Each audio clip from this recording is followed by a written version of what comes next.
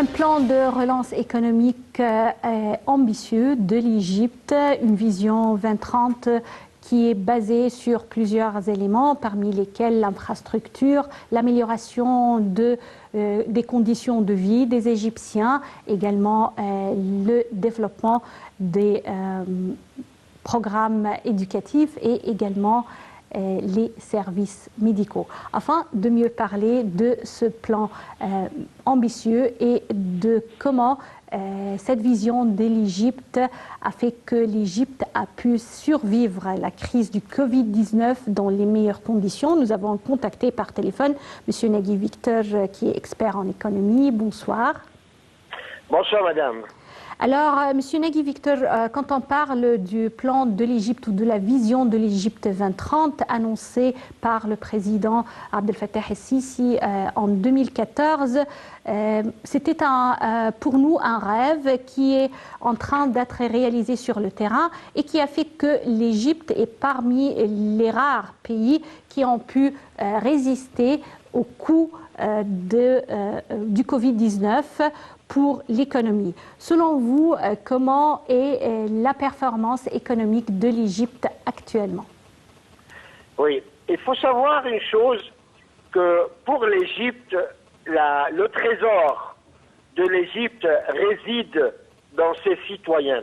Donc tout est fait et tout est préparé pour faire la croissance de la personne égyptienne.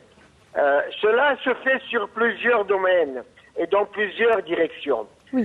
J'ouvre juste une parenthèse pour dire que l'Égypte, durant le problème et la crise du Covid, l'Égypte a pu résister et nous sommes le seul pays, je dis bien le seul pays désigné du doigt par les institutions internationales, oui.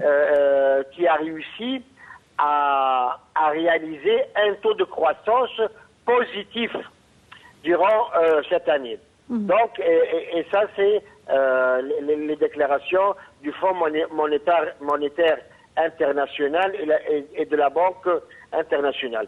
Ceci étant, le gouvernement a prévu plusieurs plans dans ce sujet. Oui. Tout d'abord, il y a un plan qui est basé sur l'amélioration des infrastructures. Oui. Tout le monde, en ouvrant les yeux, il suffit d'ouvrir les yeux pour voir autour de nous cette évolution énorme dans les routes. La création d'un réseau routier très à point.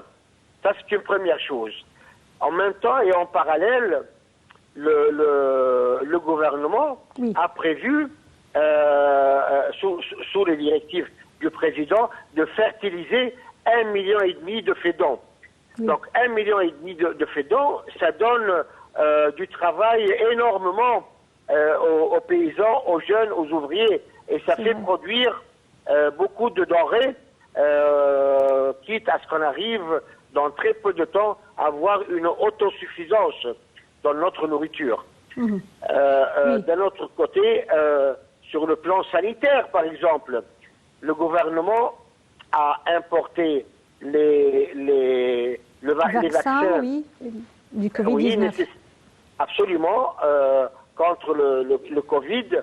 Et il y a un plan maintenant de vacciner un maximum de personnes en Égypte. Ça ne peut qu'améliorer et rendre plus sûr la présence et la vie de tous les jours des Égyptiens.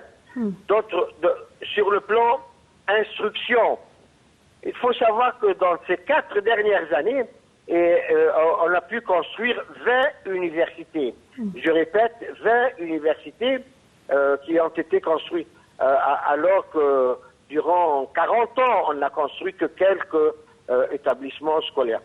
Oui. Ça, c'est les universités, mis à part les écoles et les institutions scientifiques.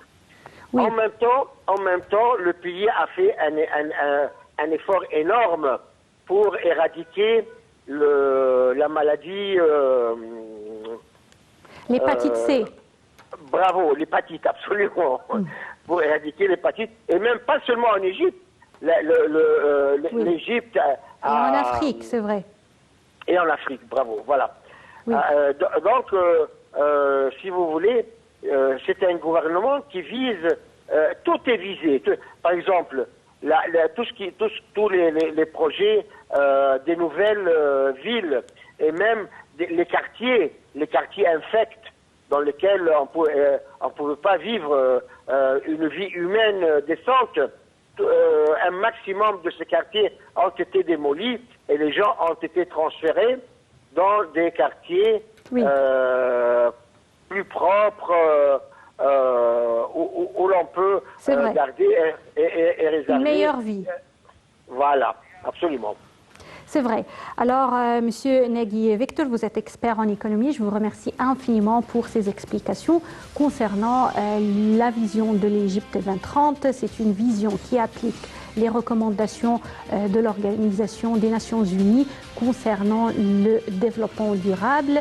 L'Égypte a basé son programme parrainé par le président Abdel Fattah al-Sisi sur plusieurs éléments qui varient entre l'infrastructure, également l'amélioration des conditions de vie pour les Égyptiens et également l'amélioration des programmes éducatifs et bien sûr arriver à cet objectif ultime qui est l'amélioration de la performance économique et également l'application de la vision du développement durable. Chers téléspectateurs, c'était notre édition pour aujourd'hui de Direct. Rendez-vous demain à la même heure, une nouvelle équipe. Passez d'excellents moments avec la suite de nos programmes sur Nile TV International. Au revoir.